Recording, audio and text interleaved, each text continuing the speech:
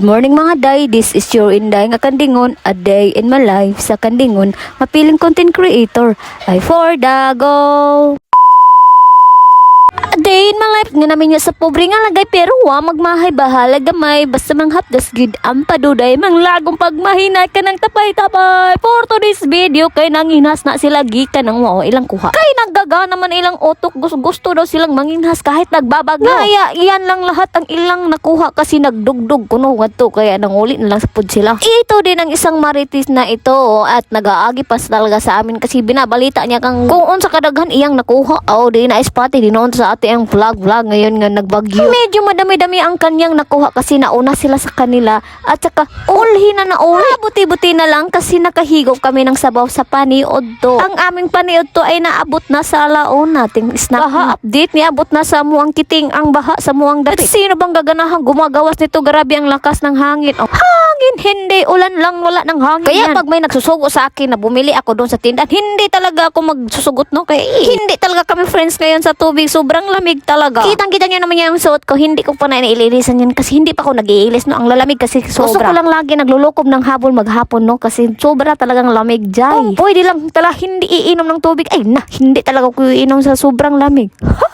Sobra ka naman, Kandingon ka na. Today's video, wala talaga kaming ibang ganap. Nandito lang kami maghapon sa bahay. Nandito lang kami sa kwarto. Kung lalabas lang kami pagtingkain. Kaya pag bagyo, hindi talaga ako mauutosan no. Guys, ang aming native na chicken dito ay nakugkugan.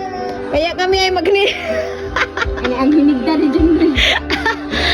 Ang hinigda ni Junre nga tatare. Gikugkugan man, nagsige naman ig-uwan god, pila na ka days. So atin na lang lulutuin, bibili na lang namin ng kapayas direya. Charis lang. Makadihag. Amo bitaw ni guys, ang manok ni nini nga nang itlog, iya na lang gikuot kay ang iyang itlog sa manok, iya mang unayon og kaon, may pahinuog unayon sa namo.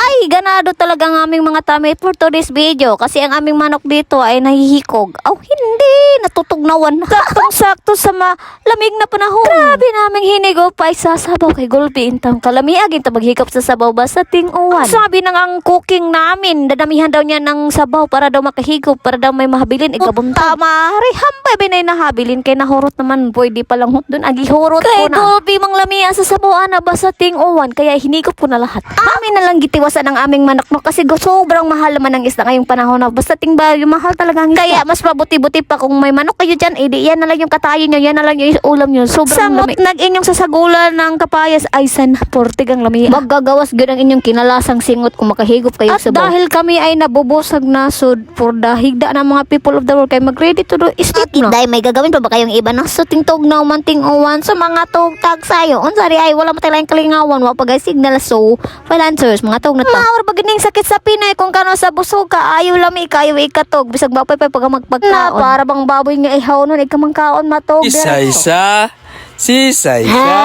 Dago ang aking mga voice over. Dahil nandito ang aking mga housemate kaya kasi lagi pag-voice over. Ate natong itirining ning ning. Dere na lang ko tub unta malingaw ra mo. Salamat sa inyong pagtanab. Bye-bye.